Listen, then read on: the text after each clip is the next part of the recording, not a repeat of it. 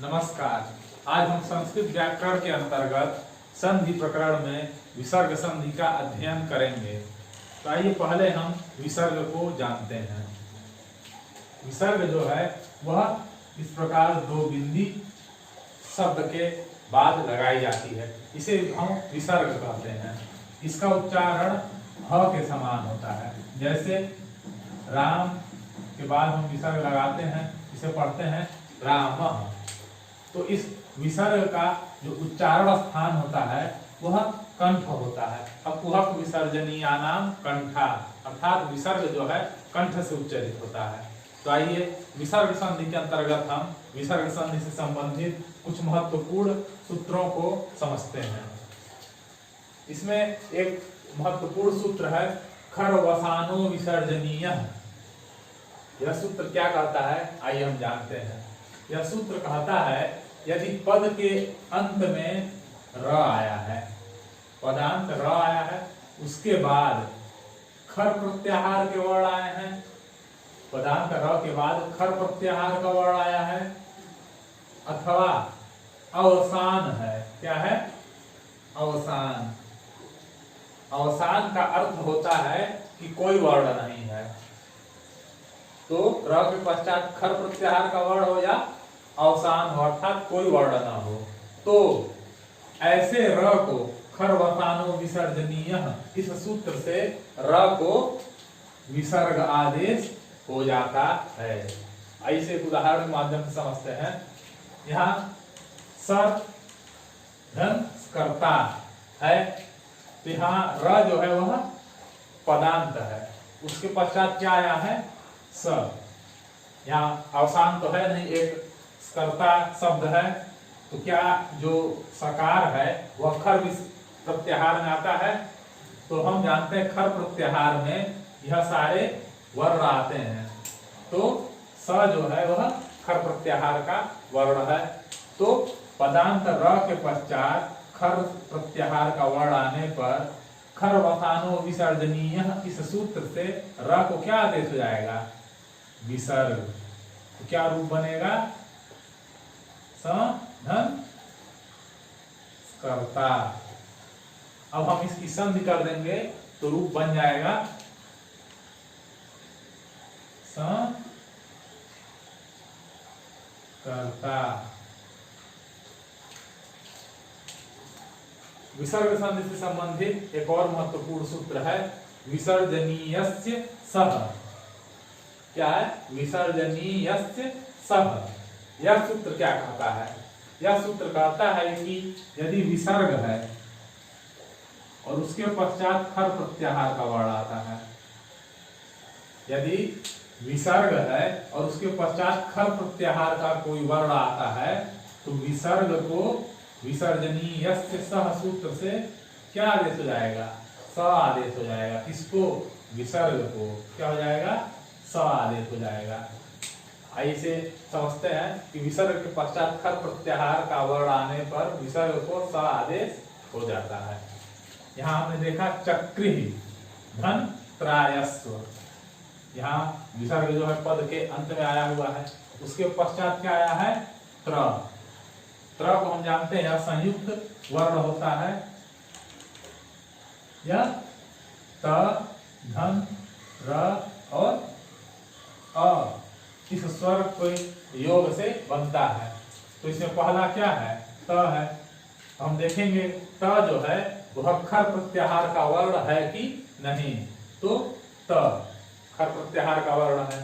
तो विसर्जनीयस्य सः, यह सूत्र कहता है कि विसर्ग के पश्चात खर प्रत्याहार का वर्ण हो, विसर्ग के पश्चात खर प्रत्याहार का वर्ण हो, तो विसर्ग को क्या हो जाएगा? स आदेश हो जाएगा। क्या रूप बनेगा? चक्रित धन त्रायस्व बराबर चक्रीस्य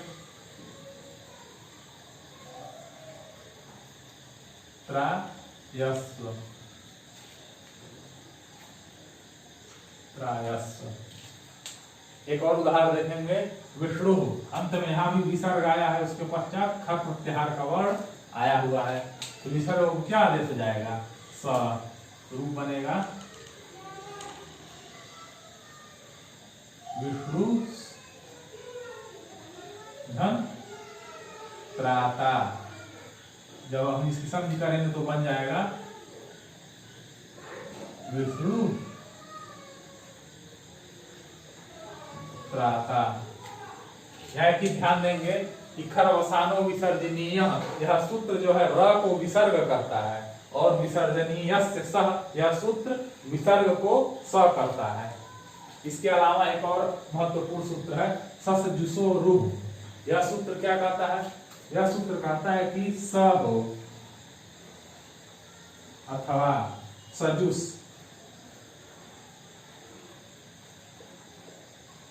सजुस का स हो, तो इन दोनों को, इस स को और सजुस के स को यह रू आदेश कर देता है। कौन सूत्र? सजुसो रूह, स को और सजुस शब्द के स को रू आदेश कर देता है। इसे एक उदाहरण से समझेंगे। शिवस धन अर्च्य स है तो सजुसो रू इसे क्या करेगा? विसर्ग रू आदेश कर देगा। रू बनेगा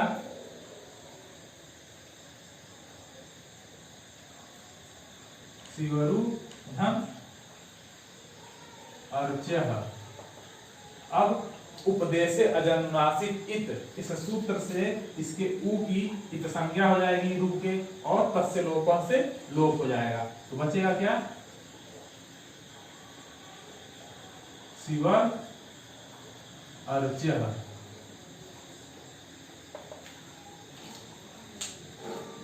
इसके बाद एक और सूत्र आता है वासरी। यह सूत्र क्या कहता है उसको जानने से पहले हम ध्यान देंगे, यहाँ वा लगा हुआ है। वा व्याकरण में जिस सूत्र का लगा रहता है या आगे या पीछे, उसका अर्थ यह होता है कि यह सूत्र जो भी अधिकार बताता है वह विकल्प से होगा, यानी वैकल्पिक होगा। यह सूत्र कहता है कि यदि कोई विसर्ग है उसके पश्चात सर प्रत्याहार आया है। क्या आया है? सर प्रत्याहार, तो विसर्ग को विसर्ग ही रहेगा। क्या होगा? विसर्ग के पश्चात सर प्रत्याहार का वर्ण आया है तो विसर्ग को विसर्ग ही रहेगा। विसर्ग को विसर्ग आदेश हो जाता है। तो सर प्रत्याहार में कौन कौन से वर्ण आते हैं?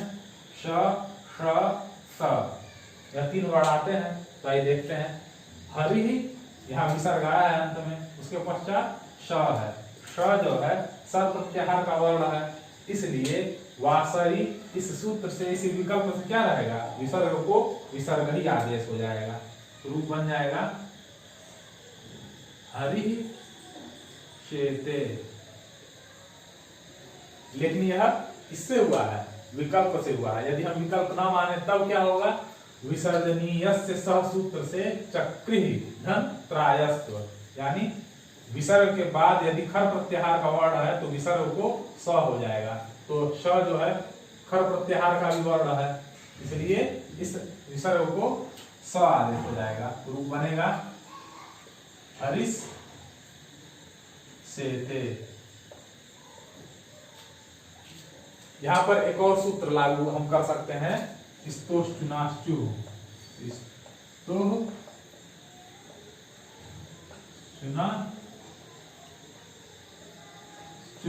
यह सूत्र क्या कहता है? स के पश्चात स अथवा त वर्ग के पश्चात यदि श या च वर्ग आता है तो स को श और त को च वर्ग, त वर्ग को च वर्ग आदेश हो। यहाँ अंत में स आया है, उसके पश्चात श आया है, तो स को क्या हो जाएगा? श आदेश हो जाएगा। रूप बनेगा हरिश धन शेते। जब हम इसकी संधि करेंगे तो रूप हो जाएगा हरिशेते। इस प्रकार हमने विसर्ग संधि से संबंधित खरवसानो विसर्जनीय, विसर्जनीय से सह, सजुसोरु, वासर, इन चार महत्वपूर्ण सूत्रों को समझा। यदि आपके मन में इनसे संबंधित कोई प्रश्न है तो आप उसे कमेंट बॉक्स में पूछ सकते हैं।